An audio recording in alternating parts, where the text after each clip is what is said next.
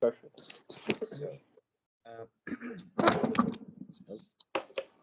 Arthur was a junior researcher at tlog Mathematical University in St. Petersburg, working with Dmitry Itzkon, and is currently a PhD student at EPFL, advised by Mika Gos. His research is focused on complexity theory, mainly proof, circuit, and communication complexity. The work that he will present to us started when he visited Yuval Fumes at Technium in 2022. Let us all welcome our speaker. Okay, thanks a lot. Thanks for the introduction, for inviting me. And so we can start. I'll talk about sampling symmetric function. The paper is called a little bit differently. It's called sampling and certifying. But today I'm not going to touch certification. So it's only be sampling now. So this is joint work with Yuval Fumes from Technion, Itai Lei from Tel Aviv University, and Dmitry Sokolov, who is with me at EPFL. Okay, so let me start with the setting. So today the whole talk will be about the classical circuit complexity. I myself don't know anything about quantum, but like there are quantum connections with in this work, so I will mention them. But yeah, so I hope that you will give someone else will give useful comments about the quantum stuff if there are questions. So yeah, so the circuits will be always classical, against mentioned Alweiss. So what is sampling? The sampling task is the following. So we're given an infinitely many input bits, but usually like you only need some, and your circuit needs to map this uniform random input bits to some output such that the output distribution is close to some target. So this is, if you know extractors, this is more or less the reverse task of an extractor. You're given like a perfect uniform distribution, and you want to design to sample something else. So say you can sample some combinatorial objects, and that is useful in many computational tasks, which I'm not really going to mention, but it's sampling for upper bounds is like well applied, but this talk will be about sampling lower bounds, which are relatively new. And yeah, but I'm going ahead of myself. Let me first give you a simple example why we do need this approximation in the definition. As you can see, like we only strive to obtain a distribution which is close to target, not exactly the target. This is for a simple reason that if we have supply of uniform random bits, so they are like 0 and 1 probabilities, 1/2 and 1/2, then all of our distribution, like all the probabilities will have form a divided by some power of 2, right? So, and it's easy to come up with some very simple distributions which are not sampleable in this form, like regardless of what circuit class we are dealing with. So for example, distribution over just 3 vectors, this one, and this one, is not sampleable in this model regardless of the circuits class, simply because like we have probabilities 1/3, and this probability is not of this form, so exact sampling is not attainable here. Okay, so the measure of distance is classical statistical distance, so it's the maximum over all events of the difference between probability of the event in one distribution and another. So P is very close to Q. If regardless of the event, we will have the same probability. So if the distance is 0, the probability will always be the same. But if it's small, the probability will not differ too much. Okay, so let me give you a motivating example of why sampling is can be easier, much easier than computation for weak circuit classes. So the example is the uniform distribution over vector of even parity. So parity is just sum modulo 2, And it's have been really long known that this is hard for unbounded Fannin constant depth circuit. So let me remind you what this thing is. This is just AC0 circuit is a graph with D layers, and all the gates are ends on or ors. There are like of one layers, and you may assume that negations are on the leaves layer, so we have unbounded ors and ends, so that's why it's a meaningful class. And on constant contrast, NC0 is the class where we have the same setting, like constantly many layers, but now bounded Fannin, so like each or and ends may only have two inputs. So and for that means that our output, so that the result of this gate only depends on constantly many inputs, right? So if we have like of one layers, then we depend only on constantly many inputs, whereas in AC0 a lot of functions can actually be computed that way. So it's like there are no silly limitations like that.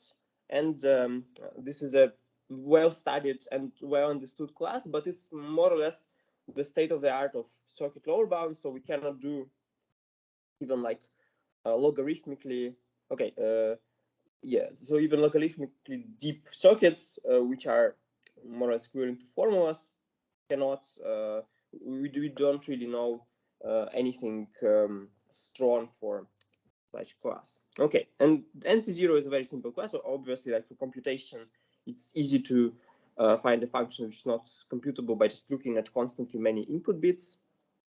Yeah, so by the way, please stop me if you have any questions. I'm happy to answer. So okay, so these are AC0 and NC0 circuit classes, and parity is hard for AC0. And I want to say that sampling T, this distribution which is deeply related to parity, namely it can be written as n uniform random bits. This is my notation for n uniform random bits, un, and then parity of un. So this is exactly T, simply because, okay, like how do you, so the first n-1 bits of the uniform distribution over even parity are just uniform, right? And the last bit should have the same parity as the previous bits, because to have even parity, you need that to match, right? So this can be viewed as sampling input with its like parity function. So like distributions of the form un f of un are interesting in their own right for various reasons. So it's like, but here I just want to highlight that this T is really close to parity, and parity is hard for AC0 circuits. And I want to say that T is very easy to sample in NC0. So namely, like that's the circuit that samples it. So let me explain what is happening here. So we have inputs x1, xn, and we treat them like cumulative sums of the prospective output. So we want to output something which looks like y1 dot yn, and then the parity of all i's, right? So that's our T, as I mentioned. And we say that let's pretend that our xi's, the inputs, are the cumulative sums modulo 2 of these guys. So the xi is the sum of the first I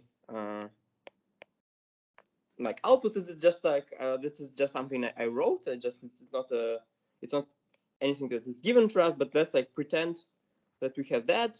Then how to compute y's back from xi's?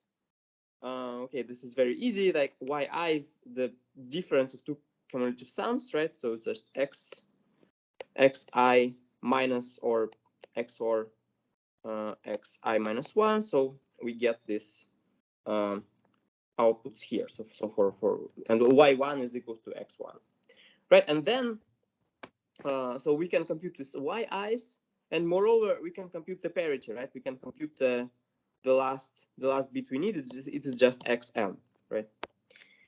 Okay, so we have a bijective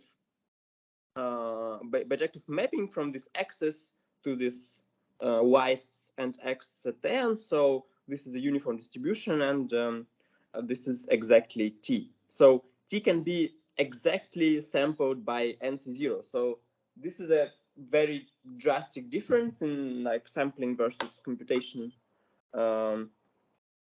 tasks. So it shows that we need different techniques to prove lower bound for sampling. That's just that's my point. Okay, so let me continue to some known results about sampling. There's a lot of existing lower bounds for AC0. For example, AC0 cannot sample good error correcting codes, and moreover, you can find a function which is some extractor for some special sources, for which it is hard to sample sources of type n uniform bits and then the function of this the same uniform bits.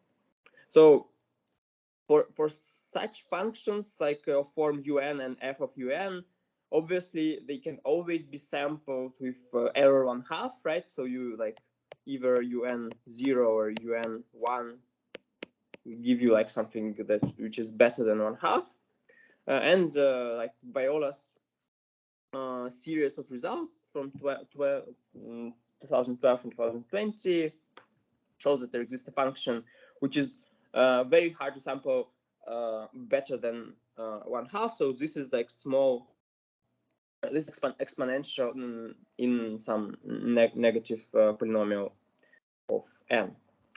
Okay, so on the positive side, there's also a lot of interesting known results. For example, AC0 can sample un and then inner product of these random bits.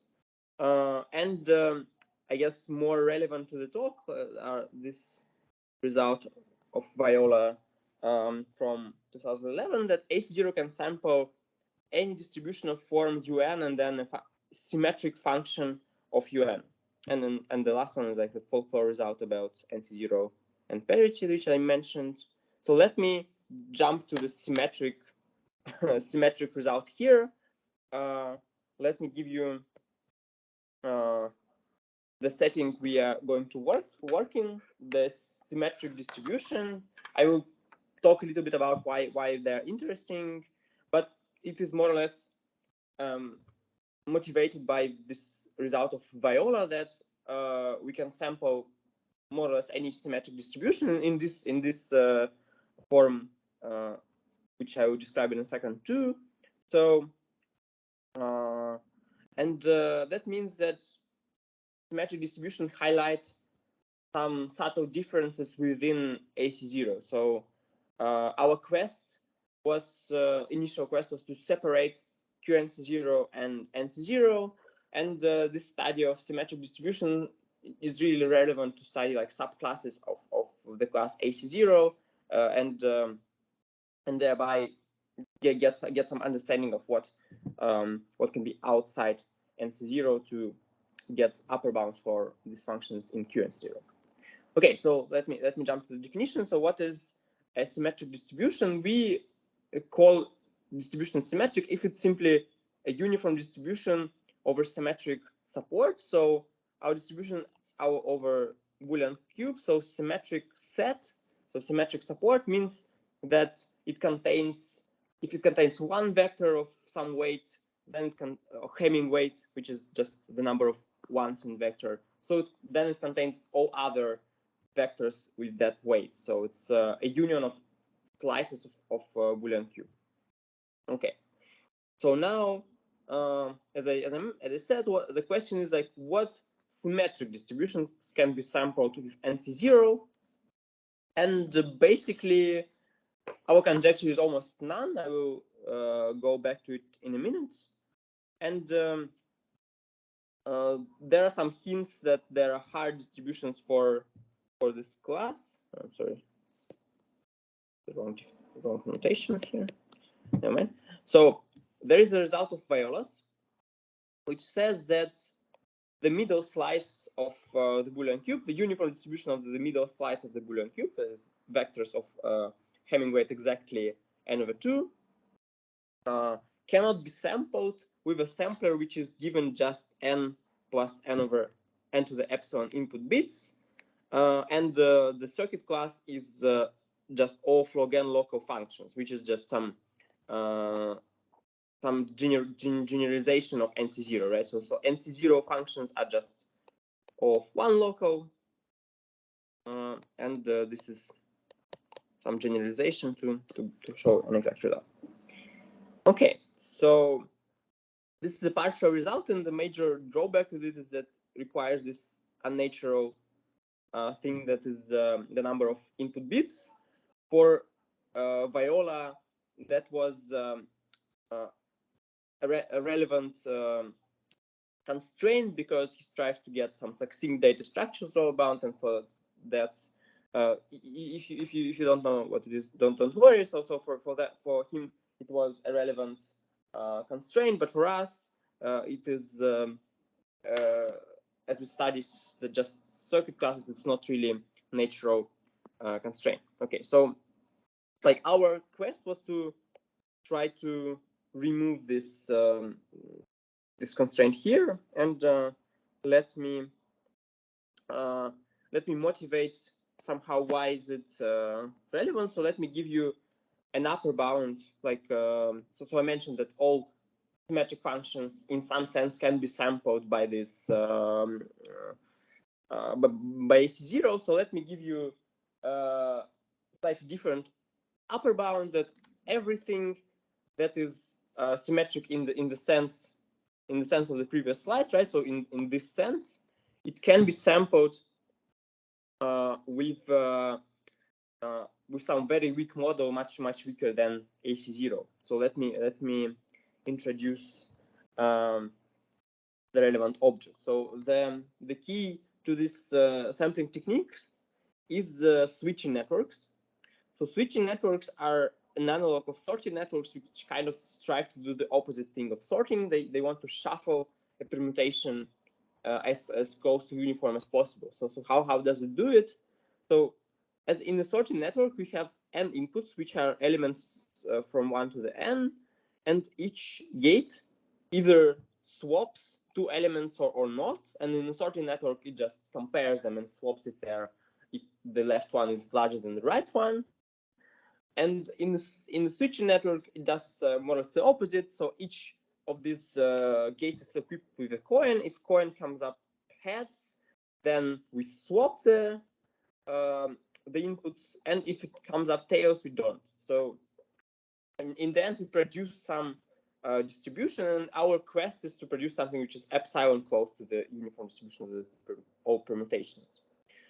Okay, and this is a well-studied concept. It's used in cryptography and many other areas.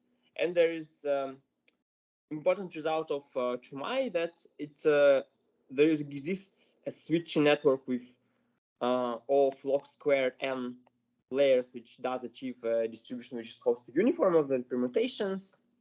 And moreover, which is more relevant to us, is the surprising result that to shuffle 0-1 sequences, you only need all log n layers, right? So there exists a switching network which shuffles 0-1 sequences. So instead of 1 over to the n permutations, we get just some zeros and ones. And it's natural that it's easier to shuffle this because there are less permutations of this sequence.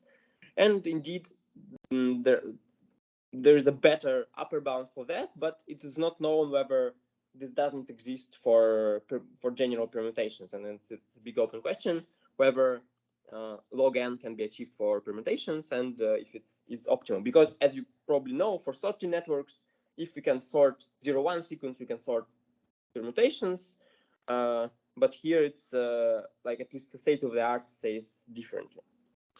Okay, so we'll use this theorem of Czumaj to derive our sampler within AC0. So this is Viola's observation from his paper of 2012, that a switching network can be transformed into something called decision forest of the same depth, of the depth of this switching network. So a decision forest means that each of our outputs, so let me draw this little here, so they have some inputs here, and each output is computed as a decision tree of inputs. So we query, so we adaptively query some number of inputs to produce each output bit. But since every bit is computed by its own decision tree, we have a decision forest. Okay. So how to convert a switching network into a decision forest? It is very easy. So now our coin tosses will be our input. So coin tosses inside the gates, as you remember. So we have coin tosses in each gate. So these are our uniform random inputs. So how do we compute the output? So suppose, let us pretend that we run a switching network on the input where first k elements are ones and all other elements are zeros. So yeah, so that's just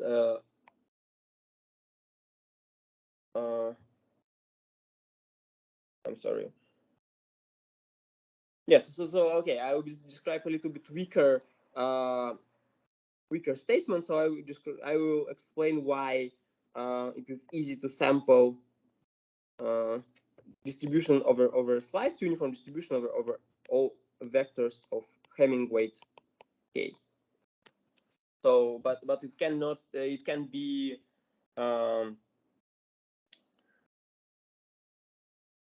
Yes. So we can generalize it to sampling everything. Okay, just but you have to trust me on that.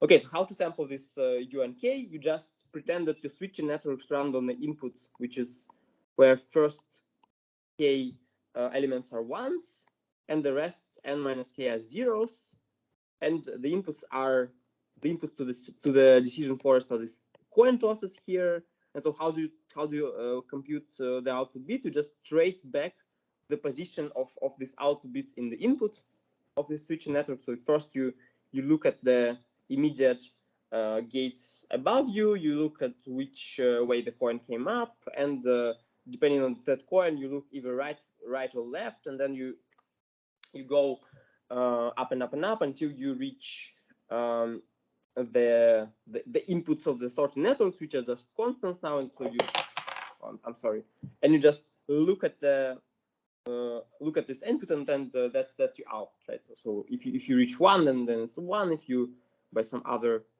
direction reach zero, then it's zero. Okay, so we sampled just these guys, but as we will more or less see, it's the only important. Okay, I take it back, but it's more or less the key object of our study, and all other symmetric functions can be done maybe a little bit. Okay, let me just in case strike that and just claim that for U and K, but morally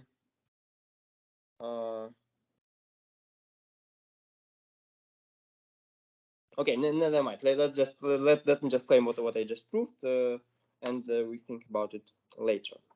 Okay, amazing. So let me just give you a brief picture of what we have obtained. So let me, in case, correct that. So that's like what follows from our from the proven result, that symmetric distributions are within AC0, and all distributions and at least many of them are within this log n decision forests. And what we want to see, we want to find some symmetric distribution which is within Q and C0 and C0. That's like the quest, and there are some evidence that this exists given by Benny Watson Parham this year. I will talk about it more later. And we want to say that parity is more or less the limit of what NC0 can do with symmetric distributions, and that's why if we show that, it more or less follows that QNC0 is not equal to NC0 for sampling. Okay, so this is our conjecture that all symmetric distributions within NC0 are from this small set. I mean, this is not formal conjecture, but bear with me. So only distributions which can be sampled within NC0 are even parity, odd parity, uniform distribution of the entire Boolean cube, and these two distributions over just zeros and just ones. I mean, to make it formal, you should add like all distributions which are close to these ones by the statistical distance, but it's not really important. Okay, and so what Benny Watts and Parham showed this here is that QNC0 can sample some non-trivial distributions of form UN and then a symmetric function of UN, and they separated QNC0 from NC0 with additional constraint that it has, I don't know what that means, that it has barely more than n input bits following Viola's lower bound for NC0 back from 2012. Okay, so we give a partial resolve of our conjecture for distributions which are supported on low Hamming weight vectors. So if D is symmetric and is supported on low Hamming weight vectors, then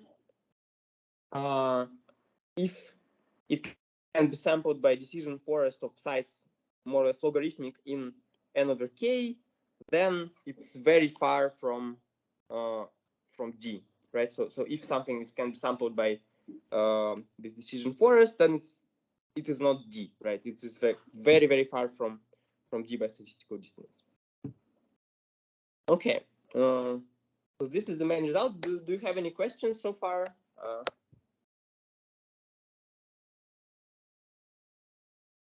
Okay, let me just quickly check that I'm not logged out or something. I think you can continue. Okay, sure. Okay, amazing. So this is so this is the main result, and so in the rest of the talk I will talk about the proof, and then I will talk about some open problems in the end. So let me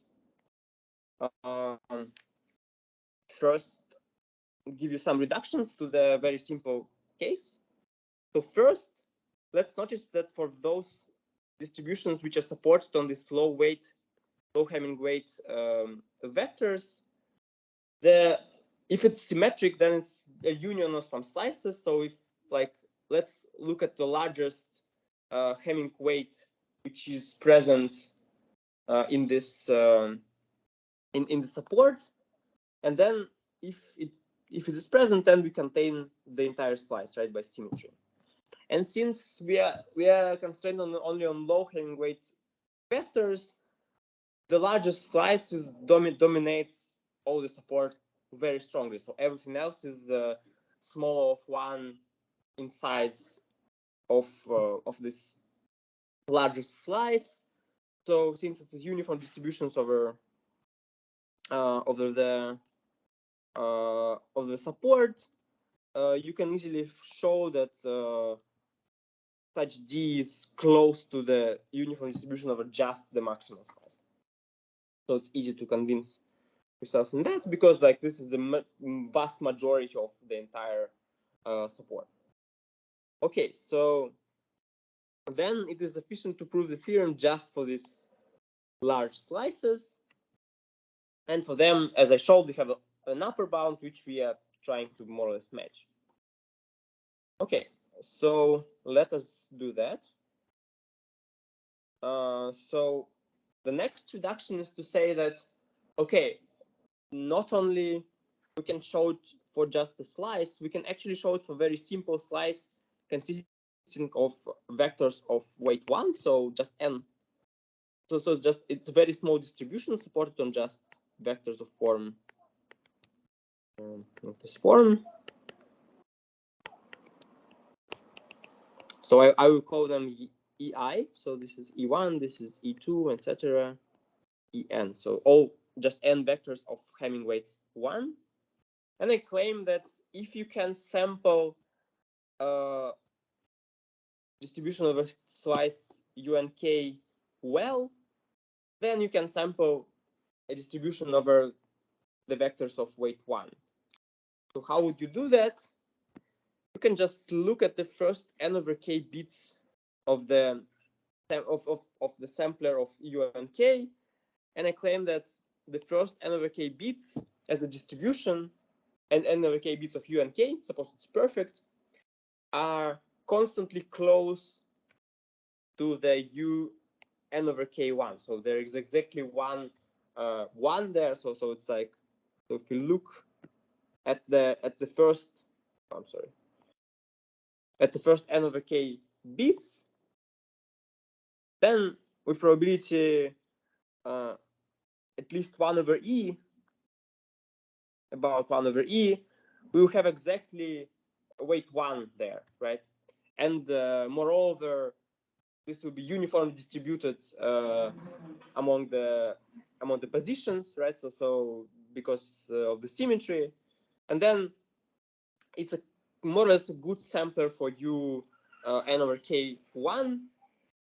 And if we prove this theorem for UN1, then we get our result just simply by, we get some weaker result that distance between D and X is at least 1 over E minus O of 1. We get by just doing this observation. And you can do something more technical to get the lower bound I claim, which is close to 1. So, but the gist is the same. So the idea stays just that. Okay, so now we reduced our theorem to the very simple looking statement that if X is sampled by this slightly sublogarithmic decision forest, then it is very hard from the distribution over weight 1, having weight 1 vectors. Okay, and let me now do some weird looking simplification, which actually quite surprisingly captures the core of the proof. So this is more or less how we had proved it. We tried to do it for very simple case where everything is the monotone term. So each output bit is computed just by conjoining several input bits. So in our case, like some log n over log n input bits. Okay, so this is a very drastic simplification seemingly, but we will see that actually this is more or less general. Okay, so let's try to show this. Try to prove the store bound in this simple case. So the first observation I make is that the expected number of the expected sum of bits of X is much larger than n, right? So if D is smaller than log n, then the expectation is 2 to the minus d times n. And notice that this is true for decision forest as well, right? Not only for monotone terms. So we have expectation much larger than 1, and if somehow we had some concentration result for such sources, then we will be done, right? So if we could show that it is actually concentrated around the expectation, then obviously since it's concentrated around the expectation, it cannot be 1. So and our target distribution has weight exactly 1. So this would have yielded the result immediately. Unfortunately, the concentration is simply not actually true. So it's only true if we have many independent outputs. So some outputs with disjoint inputs. If they have the same inputs, they are obviously dependent, and we cannot use concentration. But if we have enough, and by enough I mean about 2 to the 2d independent inputs, independent outputs, output bits, correct that. Then there is many standard concentration results, and with high probability if you have enough, but notice that enough is exponentially many of d because we have quite low expectation in d. So if there's enough, then with high probability we have sum larger than 1. So and this is the event which separates u1 from x, right? So for u1 the weight is always 1. So with probability 1 it is at most 1. So this has probability 0 for u1, and it has high probability for x, right? Okay, so this would give us our separation if there are k-independent bits, output bits. Okay, so this looks good. Unfortunately, it's not always the case that we have k-independent output bits. But suppose there are no k-independent output bits, so we cannot choose k output bits such that their inputs are disjoint. So let's try. Let's try to use a greedy algorithm to do this. So let's choose the first bit, then let's try to find anything disjoint to it, and we find, let me change the color. We find the second one and the third one, but after k-1 successful steps, if we are lucky, we cannot find anything that is disjoint to those k-1. So that means we just obtain the heating set. So a set of input bits such that each output bit depends on some bit in this heating set. And that can be completed to some lower bound, some weak lower bound, which is, I guess it's more or less like this. Morally, this lower bound appears in Viola 20 for a different problem, but the same technique. And how do you do it? We try to assign this heating set in every possible way. So there are very large amount of ways we can assign this thing. So it's like it's double exponential in d. So we can try to assign it in all the ways, and then we get a d-1 width in terms, or d-1 height of our decision forest.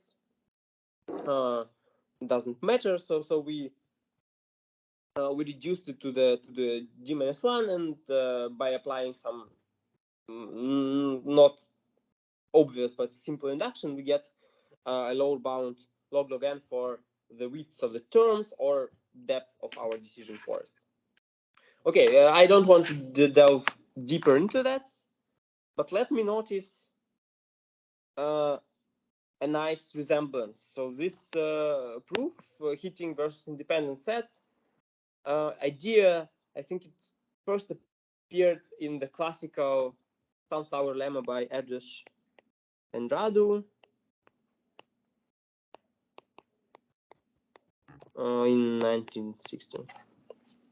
Okay, so let me just give you the proof of this classical result. It is exactly the same as the proof we just given, but let me first give you the statement, because we will use the sunflower lemma, not this, but a newer sunflower lemma to show our result. So let's F be some k set family, so family of sets of size k over some finite family, and suppose it is large enough. So if its size is at least or larger than k factorial times p-1 over k, where p is some parameter, then it has a sunflower with p petals. What does it mean? A sunflower is a subfamily of F of P sets, such they all have the same pairwise intersections. So this is more or less looks like a picture I drawn here. So they all intersect in some common core, but there are no extra intersections. So if we remove the core, they become disjoint. Okay, so and we claim that if F is large enough, then there exists such structure in it. So so let's do the proof. If there are P disjoint sets in F, we are done, right? Like we have an empty core and sunflower petals are just disjoint sets. Amazing. And if we don't have P disjoint sets, as we noticed, we can show that there is a heating set of size k times P minus 1, right? Because we greedily found P minus 1 of the sets, and then we cannot find another disjoint one. So we are done. And then let's choose the most frequent element in this heating set. So the element which is covered by the most of the sets in the family. So it should be at least F over the size of this heating set, because in total all sets are covered by some element of the heating set. Okay, and then we can just reduce our problem to the problem for k minus 1 family, k minus 1 set family, because we simply look at this X, remove it from all the sets from F, and then we find the sunflower on this F. We've removed X, that, and then we add this X to the core of the sunflower we found there, and we get our result. Okay, perfect. So this is the proof of some classical proof of sunflower lemma, and this is the similarities we just seen highlight that we may need this result for our proof to improve this log n lower bound, and indeed we can. So let's prove something weaker, because to prove this actual log n over log n result, we need a newer technique, newer proof of sunflower lemma, which I'm not going to go into, but let's do what we can with the classical one. Okay, so let's assume that our bits are computed as monotone terms of that width, square root of logarithm over 100, and let's just try do what we can do with sunflower lemma. If our n is large enough in D, then there exists sunflower of size p with some parameter p, and then sunflower looks kind of like an independent set of independent terms, but with this pesky core, pesky kernel. So, but let's pretend that we assign the bits in this kernel to 1, and then if that's the case, we get many independent output bits, and that by concentration, yields some lower bounds on the weight. Sorry, yield some lower bounds on the distance, right? But just if we assign the bits of the kernel to 1. That by itself is not very interesting, so we kind of want to be able to assume that this kernel is 1. So the key idea is to say, okay, let's look at any petal of the sunflower, and let's say, okay, if it wants to be like the only petal which is 1, then in particular, like all the bits in this petal, all the inputs need to be 1. And if it isn't the sunflower, if it's the case, then then all the other bits, they become independent, right? Because if that bit is 1, right? So if xi equals to 1, and it is in some sunflower, then all the remaining petals of the sunflower, they become independent, because by assigning xi in particular, we have assigned the kernel, and then we can use the concentration. And by concentration here, I just mean that like to show the probability that we have at least one petal which evaluates to 1 is much simpler than show like a real concentration bound. So it's it's very simple result after that. But never mind. But the key idea is that if we want x to be equal to EI, in particular, we need xi to be equal to 1. And then if we do that, then all our other petals become independent and we are in the money. Okay, so let me give you the formal proof. So let's identify good bits. So we can have some bad apples, which, for example, are always 0. So conditioning on xi plus 1 is not going to work. So let's identify normal bits. So like all normal bits has to have significant probability of that event, that x is exactly EI, right? So if probability is at least some polynomial in n, say n to the minus 3, then let's say this is a good bit, this is a reasonable bit which we can use in our technique. And I claim that if we are not too far, not extremely far from the UN1, then there are at least epsilon n good bits, where epsilon is like the distance, like the how far is the distance from 1, right? Okay, so let's prove that. That's a very simple statement. Let's identify bad bits, so the ones which have very low probability, and then the probability that x has weight 1 and this 1 is a bad bit, is a bad index, I probably should say. This is very low, just because these are each of these events has probability at most n to the minus 3, and there are b of them, so the probability is that. Okay, and the probability of that in EU1 is much larger, it's b over n, and hence the distance between, since the distance is at most 1 minus epsilon, so the difference between probabilities should be at most 1 minus epsilon. So let's just write it out. So we have b times something which more or less, which is very close to 1 over n, is at most 1 minus epsilon. And that means that if we move this to the other part, you have b at most n times 1 minus small of n times 1 minus epsilon, which yields this upper bound on the number of bad bits. So at least epsilon n bits should be good. Okay, perfect. So now we know that there exists epsilon and good bits. And if epsilon is not ridiculously small, we want some small of 1, but maybe imagine like square root of n. So if it is not very small, we can find a sunflower on the good bits, right? So if you have d about square root n, we can find a sunflower of size about 2 to the, I don't know, 10d, right? Okay, and then we can formalize the logic that I've explained. Let's estimate the probability that x is not EI, condition on x I equals 1. And notice that this is something like a probability that x is not EI times 2 to the d, right? Because if you look at this, yes, so here is xi equal 1, and then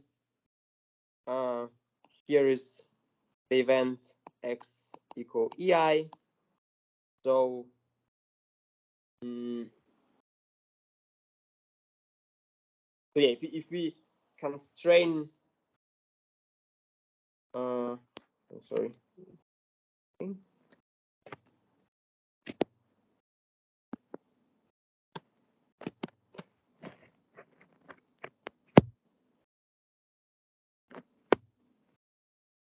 Yeah, so if we condition on this event, we can only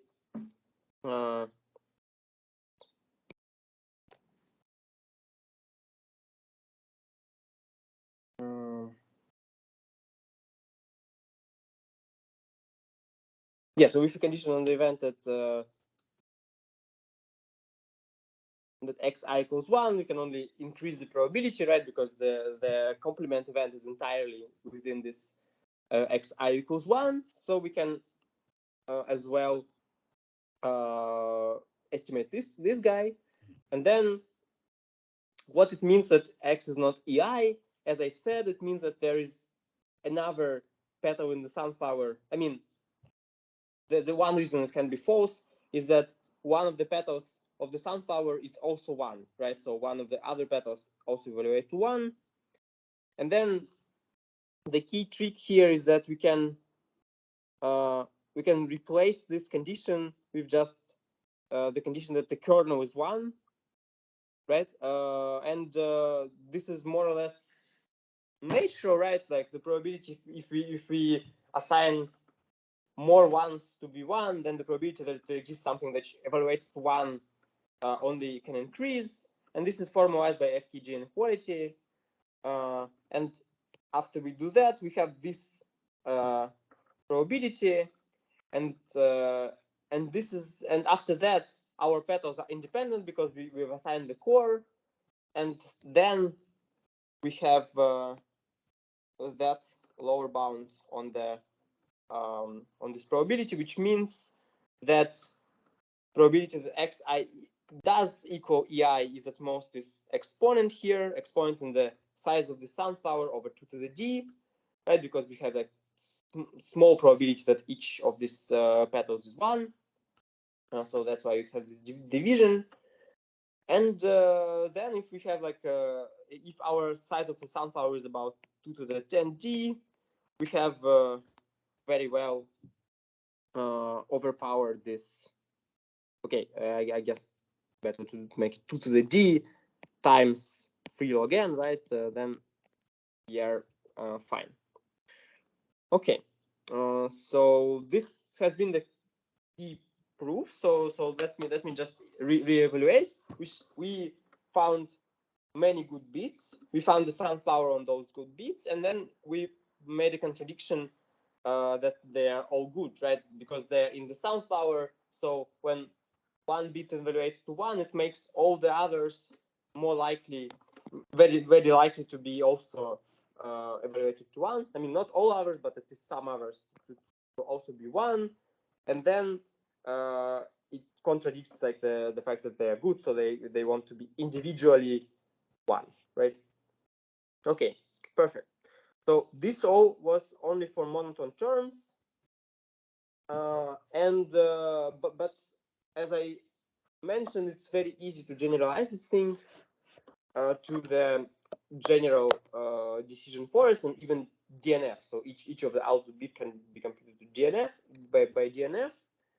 And so about the terms, let's do the following. Let's define good bits same way, and then for each and then I claim that if you have this epsilon n good bits, then there is 2 to the minus d and epsilon bits that do not contradict each other. I mean, I'm sorry, terms that compute the output bits which do not contradict each other, which agree on the literals. So why? Let me just draw a picture. So we have input and output, and we have some terms. Now not necessarily monotones, so like it's conjunction of literals. So let's identify the good bits, and now let's just do a random. Let's just notice that expected number of good bits which are satisfied by random assignment is about 2 to the minus d times n times epsilon. And then let's just find the sunflower on those. And since they all can be true at the same time, they cannot conflict. So, and then our analysis is the same as in the case of monotone terms. And to generalize it to DNFs, we can just also do a very simple thing. We can just, for each bit, we can pick the term which is for which it is likeliest that this term is satisfied and x is individual bits which evaluates to 1. So and then our analysis is bound to this, like the likeliest terms of the output, which like every time we lose some 2 to the d multiplier in the like distance of the error from 1, but it's not a huge deal. Okay, and then the last generalization is that we need to use not classical sunflowers, but something which is called robust sunflowers. And robust sunflowers essentially capture this notion that if kernel is 1, then at least 1 bit must evaluate to 1 with high probability. And so this is what robust sunflower is, and robust sunflowers exist more often than classical ones because they have less structure, but it's efficient to us, so we can improve our lower bound. Okay, and let me conclude with the open problems. So first is to improve this lower bound on depth for u and k to omega of log n, or log n over k at least. And so the first step is to give a log n depth lower bound for u and 1, or even locality lower bound. So like so lower bound for yes, so even lower bound for terms will be amazing, because probably it's the same as for DNF. So you can think about terms. Okay. So another lower bound is to give something for linear slices. So we gave the lower bound for something which is concentrate on the small weight, but that leaves out like we don't have any non-trivial lower bounds for linear slices, so of form un n over 2. For some for most of the slices, for many slices, there is a result of Viola from this year, which shows that the slice with of form un alpha n, where alpha is not in the dyadic form, so it's not of the form a over 2 to the k. So in particular, for example, 1/3. Then we have a lower bound for decision depth. I think logarithmic, or I guess it's also some sub-logarithmic lower bounds like ours. And yeah, so it's very interesting to find lower bound for un n over 2, and even for un n over 4. Like n over 2 seems to be harder. Here, like you can show this for terms, but in this case, it's not. It works a little bit differently because it's like a large. It has a large support. So here lower bounds for terms and lower bounds for decision forest work differently. Okay, so I guess the most important thing, like in regards to the question of Q and C0 and NC0, is to find any lower bound for like just to show that this is not in NC0. So this is a distribution of vectors with Hamming weight, which is 0 mod 4, and this is like similar to this UN parity UN, right? But just now the modulus is 4, and this apparently changes the picture. And like this is inspired by parity halving problem, which separates NC0 and QNC0 in the computational world. So this should be relevant, and this seems to require many new ideas about sampling. So I think so. I'm excited just because of that. But this doesn't like immediately imply QNC0 versus NC0 for sampling, but it comes quite close. Okay, and the last, I guess, since you're a quantum lab, I guess the most relevant question is like what symmetric distributions are in QNC0. So maybe some of these low weight ones are like if they are, then we get our separations for free. I doubt that it's true. Maybe maybe, but as I said, I don't know anything about quantum, so I don't have a very good intuition about what should be there. So that's I think a good question for you. And I like if you know that some interesting symmetric distributions are in QNC0, then I'm all ears. Okay, so thank you again. This concludes my talk.